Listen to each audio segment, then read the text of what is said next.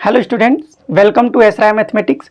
तो ये class 11th का सेट का लेक्चर नंबर 2 है, ठीक है, जिसमें हम लोग डिस्कस करने वाले हैं रिप्रेजेंटेशन ऑफ सेट्स। ठीक है, सेट का रिप्रेजेंटेशन कैसे करते हैं ये हम आज पढ़ेंगे। ठीक है तो आप लोग हेडिंग लगा सकते हैं रिप्रेजेंटेशन ऑफ सेट।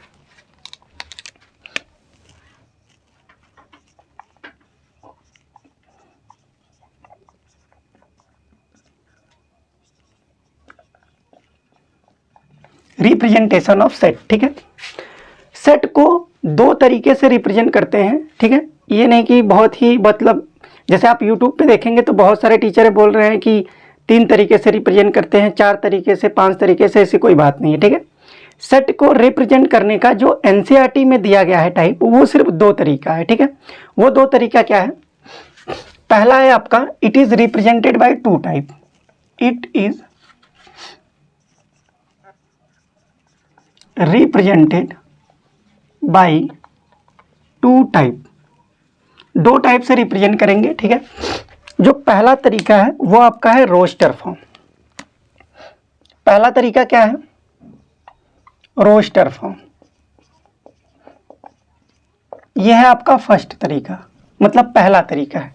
इसी को बोलते हैं आपका टैबुलर फॉर्म या टैबुलर फॉर्म। ठीक है, रोस्टर फॉर्म या फिर टैबुलर फॉर्म। दूसरा आपका है सेट बिल्डर फॉर्म या डिफिनीशन फॉर्म।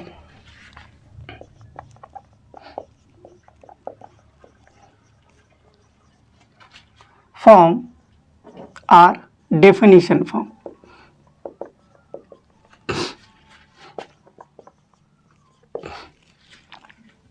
देखिए, अगर आप वीडियो को अच्छे से देखते हैं, ठीक है, अगर जैसे हमने पहला लेक्चर बता दिया आपको, उसमें सेट के बारे में बताया था, डिफिनीशन क्या होता है, वेल डिफाइंड कलेक्शन क्या होता है। वैसे आप सीक्वेंस वाइज अगर वीडियो देखेंगे तो 100% आशा करता हूं कि आपको 1% भी कंफ्यूजन नहीं होगा और आपको मैथ्स आने लगेगा। कंडीशन ये है कि आपको वीडियो देखना पड़ेगा अच्छे से। तो हमने कहा कि सेट को रिप्रेजेंट करने का 2 तरीका है। पहला है आपका रोस्टर फॉर्म या टैबुलर फॉर्म, दूसरा आपका है सेट बिल्डर फॉर्म या फिर डिफिनीशन फॉर्म। तो पहले हम क्या करेंगे, पहले हम रोस्टर फॉर्म को पढ़ेंगे। ठीक है, कि रोस्टर फॉर्म क्या होता है। तो पहला आप हेडिंग लगा लीजिए रोस्टर फॉर्म। इसको इरेज कर देते हैं नीचे वाले को।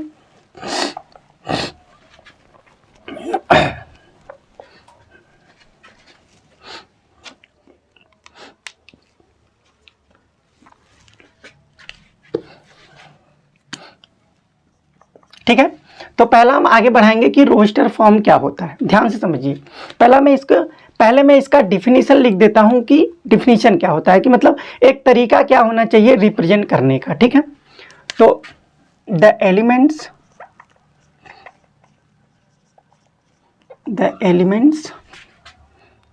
Are listed and are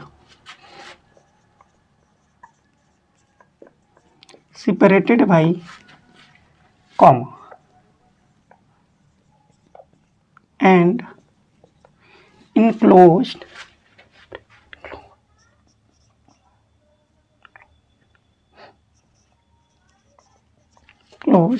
in braces or curly bracket। ठीक है, तो इसका जो तरीका है वो क्या है? द एलिमेंट्स जो होंगे, ठीक है, आर लिस्टेड। एलिमेंट्स को क्या किया जाएगा? लिस्ट किया जाएगा, मतलब रखा जाएगा। And are separated by commas, commas द्वारा सेपरेट करेंगे।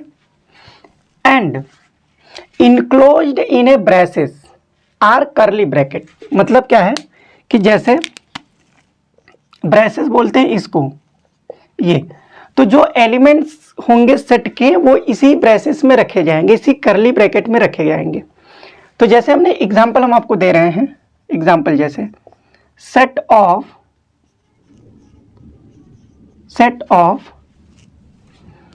7 week, set of 7 week, 7 days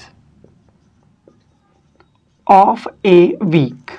ठीक है, हमने कहा कि set of 7 days of a week, 7 दिनों का जो आपका कलेक्शन होता है उसका सेट। तो कैसे डिनोट करेंगे, हमने पिछले वीडियो में आपको बताया कि सेट को क्या करेंगे, कैपिटल लेटर से डिनोट करेंगे। तो यहाँ पे हम क्या करते हैं कि सेट को हम एक कैपिटल लेटर ए से डिनोट कर लेते हैं, ठीक है।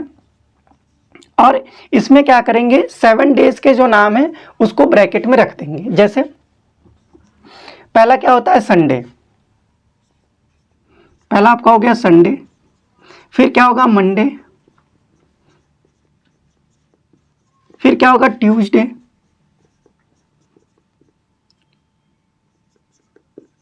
फिर आपका होगा वेडनेसडे। फिर आपका होगा थर्सडे।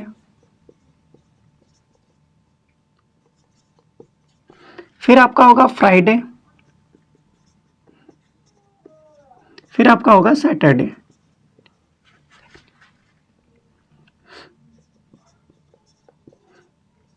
ठीक है। तो देखिए यहाँ पे हमने क्या किया है कि एलिमेंट्स को क्या किया है, लिस्ट किया है, मतलब कि एलिमेंट्स को रखा है एंड सेपरेट किया है bye comma in and enclosed in braces. तो देखिए यहाँ पे हमने करली ब्रैकेट लगाया हुआ है यहाँ पे, और जो डेज के नाम हैं उनको क्या किया गया है, कॉमा द्वारा सेपरेट किया गया है, ठीक है। तो यही ये जो रिप्रेजेंटेशन होता है आपका करली ब्रैकेट में लिखने का, इसी को बोलते हैं रोस्टर फॉर्म, ठीक है, या फिर टेबुलर फॉर्म। देखिए 1 2 3 4 5 6 7, ये आपके 7 वीक हो गए। तो ये आपका हो गया सेट। दूसरा अगर हम लिखें set of vowel, set of vowels of English alphabet, English alphabet, ठीक है। इंग्लिश अल्फाबेट का सेट, जैसे हम यहाँ पे डिनोट कर लेते हैं इसको बी से। कैसे डिनोट करेंगे, set of English, set of vowels of English alphabet क्या होते हैं, ए होता है, ई होता है, आई होता है, ओ होता है और यू होता है, ठीक है। तो यहाँ पर भी हमने क्या किया है, एलिमेंट्स को कॉमा में लिखा है इन द करली ब्रैकेट्स, ठीक है, कॉमा द्वारा। तो ये आपका सेट हो गया। और जैसे सेट को कैसे लिख सकते हैं, सेट ऑफ नेचुरल नंबर या set of natural number less than 10, set of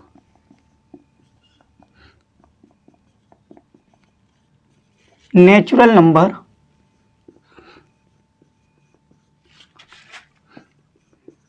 less than 10, ठीक है। हमको नेचुरल नंबर का सेट बताना है जो आपका 10 से कम हो, तो उसको कैसे डिनोट करेंगे, यहाँ पे मान लेते हैं इसको सी से डिनोट कर लेते हैं। तो नेचुरल नंबर 1 से शुरू होता है, करली ब्रैकेट में लिखेंगे 1 2 3 4 5 6 7 8 9, ठीक है। लेस देन 10 लिखा है इसलिए 1 से लेके 9 तक लिखेंगे। तो ये जो रिप्रेजेंटेशन होता है ये आपका क्या होता है, रोस्टर फॉर्म होता है, ठीक है। इसमें क्या करते हैं, एलिमेंट्स को करली ब्रैकेट में रख के एक कॉमा द्वारा सेपरेट करते हैं, ये इसकी प्रॉपर्टी होती है। अब दो बात आपको और ध्यान से रखना पड़ेगा, क्या कि जब भी हम लिखेंगे सेट को तो कोई भी 2 एलिमेंट्स को रिपीट नहीं करेंगे, ठीक है। एलिमेंट्स आपके रिपीट नहीं होंगे इस सेट में। और दूसरी बात, जैसे यहाँ पे संडे संडे संडे ऐसे नहीं लिख सकते, ठीक है। कोई किसी भी एलिमेंट्स का सेट बनाना है तो वो रोस्टर फॉर्म में या फिर टेबुलर रोस्टर फॉर्म में वो केवल एक ही बार लिखा जाएगा, मतलब एलिमेंट्स कभी रिपीट नहीं होंगे। दूसरी बात, जो सेट के एलिमेंट होंगे उसमें ऑर्डर मैटर नहीं करता है, मतलब कि ऑर्डर क्या होता है, इमैटेरियल होता है। आप किसी भी ऑर्डर में लिखिए कोई इफेक्ट नहीं पड़ेगा, ठीक। तो इसको हम इरेज करके दोनों पॉइंट लिख देते हैं, तब तक आप इसको नोट कर लीजिए, ठीक है।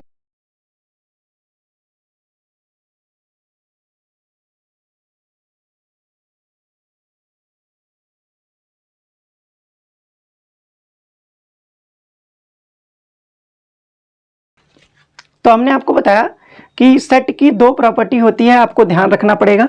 तो नोट करके हम इस बात को लिख देते हैं।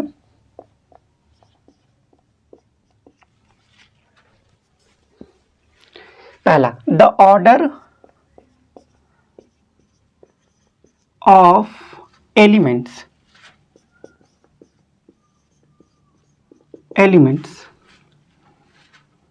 इन a set are इमैटेरियल।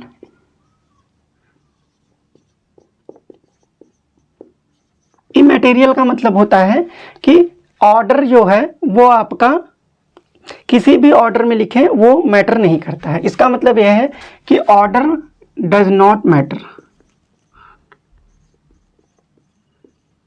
Does not matter. ठीक है, जैसे एग्जाम्पल देके आपको बता देते हैं। पहला पॉइंट है ये एग्जाम्पल में, जैसे हमने लिखा कि जैसे हमने सेट ए लिखा है आपका 1 2 3 4 5, ठीक है। कोई भी एक बच्चा है जो इसको लिख सकता है 1 3 2 5 4, ठीक है।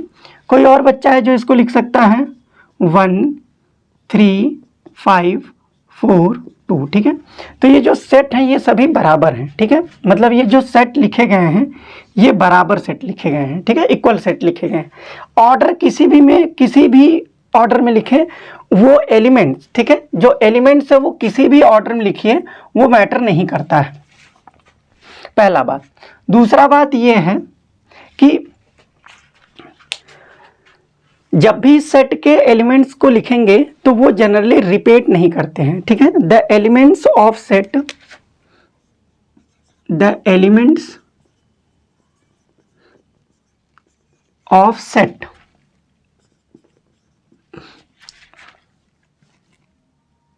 नॉट रिपीटेड जनरली, ठीक है। जनरली क्या करते हैं कि जो एलिमेंट्स होते हैं सेट का, while writing in roster form, ये लिख सकते हैं while writing in roster form, ठीक है। मतलब जब भी हम रोस्टर फॉर्म में लिखेंगे तो जो एलिमेंट्स होंगे सेट के वो रिपीट नहीं करेंगे, ठीक है। जैसे एग्जाम्पल के लिए समझाते हैं, set of letters of mathematics, mathematics, ठीक है। इसका मतलब क्या है, set of letters of mathematics, मतलब एक वर्ड लिखे हैं मैथमेटिक्स, इसके लेटर्स का जो सेट है उसको लिखना है। तो कैसे लिखेंगे, ध्यान से देखिए। मान लेते हैं कि ये जो सेट है वो आपका ए से डिनोट किया गया है, या मान लीजिए इस सेट को एक्स से डिनोट किया गया है। कैपिटल लेटर से ही डिनोट करना होता है, तो एक्स से डिनोट किया गया है। अब क्या होगा, इस वर्ड में जो लेटर्स हैं उसका सेट बनाना है। तो पहले आप देखिए क्या है, एम है। एम पहली बार कितनी बार है, देख लीजिए एम कितनी बार है, एक बार यहां और एक बार यहां, दो बार है। तो आपको क्या लिखना है, एक ही बार लिखना है, रिपीट नहीं करना है। मतलब यहां पे एम हो जाएगा। दूसरा क्या है, ए है, तो आप ए लिख दीजिए। फिर क्या है, टी है, तो टी लिख दीजिए। फिर क्या है, एच है, एच लिख दीजिए। फिर आपका ई है, तो ई लिख दीजिए। अब देखिए फिर एम आ गया तो एम नहीं लिखेंगे, फिर ए आ गया तो ए नहीं लिखेंगे, टी आ गया तो टी नहीं लिखेंगे। फिर क्या लिखेंगे, सी। आई भी है आपका तो आई भी लिखेंगे, फिर आपका सी लिखेंगे, फिर आपका क्या लिखेंगे, एस, ठीक है। ये आपका हो गया सेट, इस वर्ड के लेटर्स का सेट हो गया। इसको कोई एक और बच्चा है जो इसको ऐसे भी लिख सकता है, ए टी एम एच, ठीक है, ई सी एस आई। किसी भी ऑर्डर में लिखिए, ऑर्डर मैटर नहीं करता है सेट के एलिमेंट में, ठीक है। दो प्रॉपर्टी है आपकी। पहली प्रॉपर्टी ये है कि सेट में ऑर्डर मैटर नहीं करता है, चाहे जिस ऑर्डर में रखिए। दूसरी बात, जब भी एलिमेंट्स को लिखेंगे वो आपके रिपीट नहीं होने चाहिए, ठीक है। आपको समझ में आया होगा। ये आपका होता है रोस्टर फॉर्म। अब हम क्या करेंगे, सेट बिल्डर फॉर्म जो होता है उसके बारे में पढ़ेंगे। तब तक आप ये देख लीजिए, ठीक।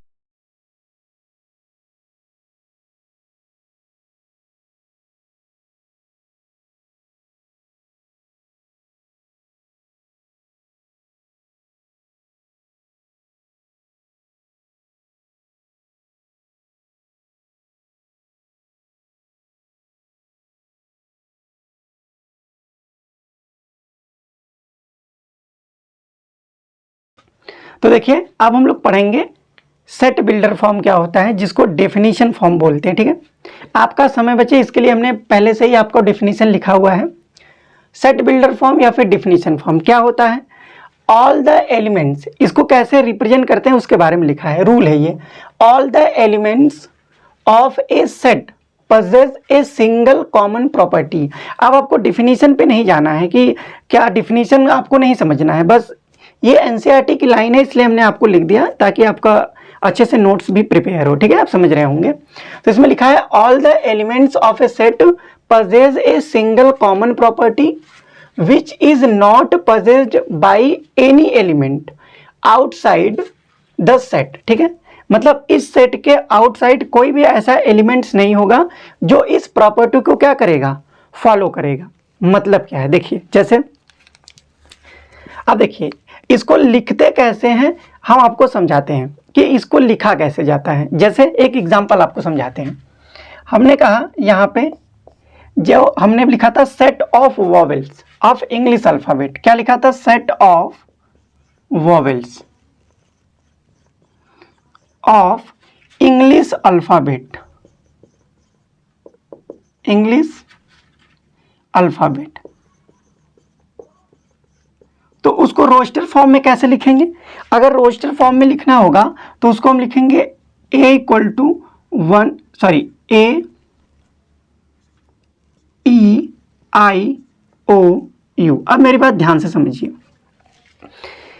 ये आपकी क्या है, ऑल द एलिमेंट्स जो होंगे, जो सभी एलिमेंट्स होंगे किसी सेट के, वो पजेस करेंगे ये सिंगल कॉमन प्रॉपर्टी। तो ये जो एलिमेंट्स हैं ये कौन सी प्रॉपर्टी फॉलो कर रहे हैं, ये प्रॉपर्टी फॉलो कर रहे हैं कि ये जो एलिमेंट्स है ये आपके वॉवेल्स हैं। मतलब वॉवेल्स के अलावा इसमें लिखा है ना which is not possessed by any elements outside the set, मतलब इस सेट के आउटसाइड, मतलब जैसे मान लीजिए x या मान लीजिए d, क्या d इस सेट में आएगा, नहीं आएगा। तो वही डिफिनीशन में लिखा है कि इस सेट के बाहर कोई भी ऐसा एलिमेंट्स नहीं होगा जो इस प्रॉपर्टी को क्या करेगा, पसेस करेगा या फॉलो करेगा। मतलब ये आपकी प्रॉपर्टी है कि ये एक वॉवेल है तो इसमें केवल ये 5 लेटर आएंगे, इसके बाहर से अगर आप कोई लेटर ऐड करते हैं इस आउटसाइड द सेट, इस सेट के बाहर, तो इस प्रॉपर्टी को फॉलो नहीं करेगा। अब इसको हम डिनोट कैसे करेंगे, सेट बिल्डर फॉर्म में। ये तो आपका रोस्टर फॉर्म हो गया, तो सेट बिल्डर फॉर्म में इसको कैसे रिप्रेजेंट किया जाता है। अब मेरी बात ध्यान से समझिए, इसको सेट बिल्डर फॉर्म में कैसे रिप्रेजेंट करेंगे, आप क्या करेंगे, ए लिख दीजिए, समझते रहिए, ये ब्रैकेट बनाएंगे। अब आपको हमेशा हमेशा और हमेशा यहां पे x मान लेना है, x सच दैट। अब आपको बताना है कि x क्या है, ये क्या है, ये है सेट ऑफ वॉवेल्स, ये क्या है, सेट ऑफ वॉवेल्स। ठीक है, तो इसी प्रॉपर्टी को आपको यहां पे लिख देना है, बता देना है कि x क्या है। तो x के बारे में बता दीजिए, x इज ए वॉवेल्स, बस x क्या है, x इज ए वॉवेल। ये आपका हो गया सेट बिल्डर फॉर्म, ये आपका क्या हो गया, set builder form.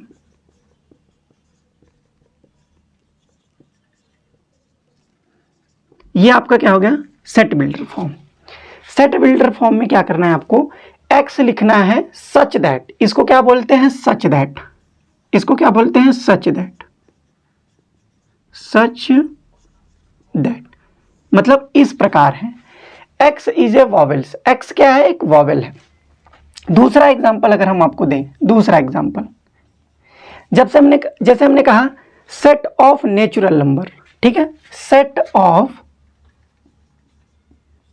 Natural number, natural number का सेट क्या होगा, तो नेचुरल नंबर तो हमारे बहुत सारे होते हैं, इन्फानाइट होते हैं, तो उसको कैसे रिप्रेजेंट करेंगे, उसको देखिए कैसे रिप्रेजेंट करेंगे।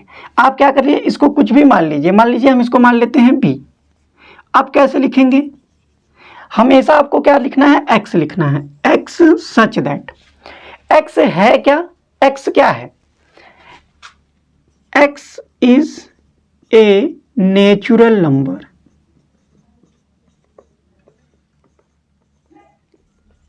x is a natural number.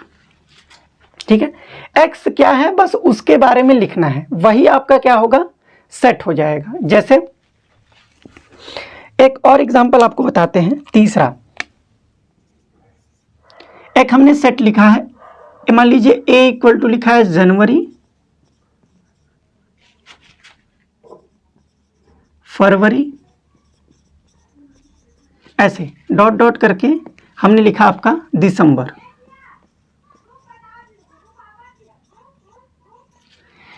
तो आपको पता है कि ये हमने क्या लिखा है, रोस्टर फॉर्म में हमने 12 मंथ के नाम लिखे हुए हैं। ठीक है, एक किसी ईयर के मंथ के नाम लिखे हुए हैं। तो आप इसको क्या करेंगे, सेट बिल्डर फॉर्म में कैसे लिखेंगे, ध्यान से देखिए। सेट बिल्डर फॉर्म में आप इसको लिखेंगे x सच दैट। अब x क्या है उसके बारे में बता दीजिए, ये किसके नाम है, ये आपके ईयर के मंथ के नाम है। तो x is a name of month, x is the name of month of a year, या इतना भी लिख सकते हैं आप। ठीक है, x क्या है, या आप यहाँ पे ईयर लगा सकते हैं, of year, in a year. ठीक है, एक साल में जितने भी मंथ होते हैं उनके मंथ का क्या लिखा गया है, नाम लिखा गया है। तो आपको समझ में आया होगा कि सेट बिल्डर फॉर्म में कैसे रिप्रेजेंट किया जाता है। जो भी रोस्टर फॉर्म में होता है उसको एक प्रॉपर्टी द्वारा लिख देते हैं। ठीक है, जो केवल प्रॉपर्टी ये फॉलो करेगा, इसके अदर कोई भी प्रॉपर्टी फॉलो नहीं होगी। ठीक है, इस तरीके से रिप्रेजेंट किया जाता है। कुछ और भी तरीका है जैसे रिप्रेजेंट कर सकते हैं, देखिए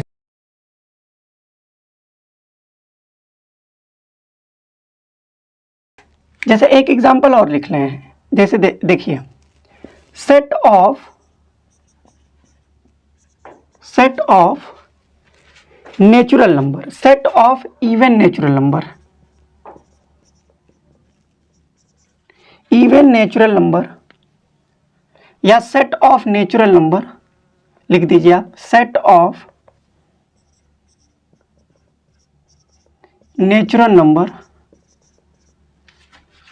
लेस देन 20। ठीक है, अब देखिए या तो आप x किसको दो तरीके से लिख सकते हैं। देखिए पहला तरीका क्या है,